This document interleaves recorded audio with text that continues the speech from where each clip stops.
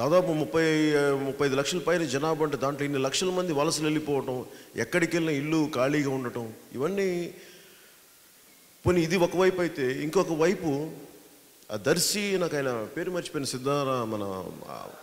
సిద్ధారాఘవరావు, ఆయన ఒక్క ఎన్నిక అత్యంత ఖరీదైన ఎన్నికంటే నేను ఆశ్చర్యపోయాను. ఒకవైపు వలసలు వెళ్ళిపోయే ప్రాంతంలో, నీళ్లు లేని ప్రాంతంలో, ఉద్యోగాలు ఉపాధి అవకాశాలు లేని ప్రాంతంలో ఒకళ్ళు వచ్చి ఇంత ఖర్చు పెట్టుకొని గెలవగలరంటే వాళ్ళు ఉట్టినే ఖర్చు పెట్టట్లేదు, దాంట్లో డబ్బులు ఉన్నాయని అర్థమవుతుంది. డబ్బులు ఉన్నాయని అర్థమవుతుంది.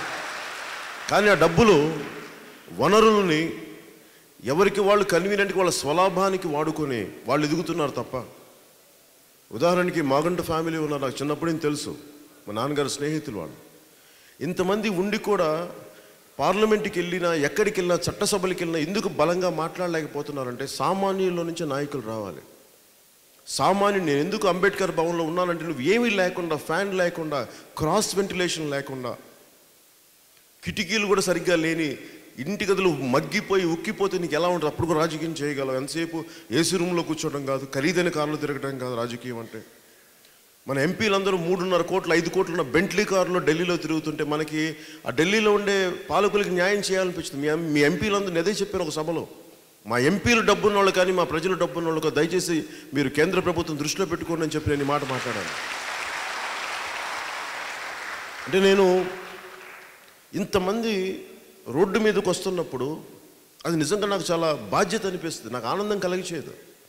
ఇంతమంది నా మీద భరోసా పెట్టి ఇంట్లో నుంచి రోడ్డు మీద ఎక్కి, డివైడర్ మీద ఎక్కి, ఆ మీడియన్ మీద ఎక్కి నాకు చేతులు చూపిస్తున్నారు. ఆడపడుచులు, పెద్దవాళ్ళు, అందరూ మధ్య వయస్కులు ఇంతమంది వస్తున్నారంటే ఏదో ఒక అలసిపోయారు పొలిటికల్ ప్రాసెస్లో, కొత్త రక్తం రావాలి, ఇది ముందుకు తీసుకెళ్దాం అని. నేను అందరూ అడుగుతారు ఎందుకు నువ్వు వెంటనే నువ్వు ఆర్గనైజేషన్ డెవలప్ చెయ్యు అంటే, ముఖ్యంగా ఇది మన పార్టీ మీటింగ్ కాబట్టి చెప్తున్నాను. ఆర్గనైజేషన్ డెవలప్ చేయడానికి నేను 2009లో పిఆర్పిలో నేను వ్యవస్థాపక సభ్యుడిని. నేను దాన్ని ముందు తీసుకెళ్ళడానికి నేను చాలా కృషి చేసిన వాడిని. నేను నాయకుడి వెనకాల ఉండడానికి ఇష్టపడేవాడిని. నేను కూడా వచ్చేసి నేను కూడా ఎంపీ అయిపోతాను, ఎమ్మెల్యే అయిపోతాను అని చెప్పి నేను అనుకోలేదు ఆ రోజున. ఎందుకంటే ఇన్ని కోట్ల కుటుంబానికి ముందు ఏదైనా మనం ఒక పబ్లిక్ పాలసీ చేయాలని చాలా అనుభవం కావాలి.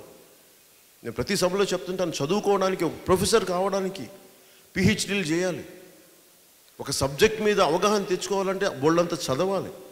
అలాంటిది ఇన్ని కోట్ల కుటుంబాలని నిర్దేశించే పబ్లిక్ పాలసీలు రావాలంటే నాయకులుగా ఎదగాలనుకున్న వాళ్ళు ఎవరైనా సరే చాలా అనుభవం కావాలి.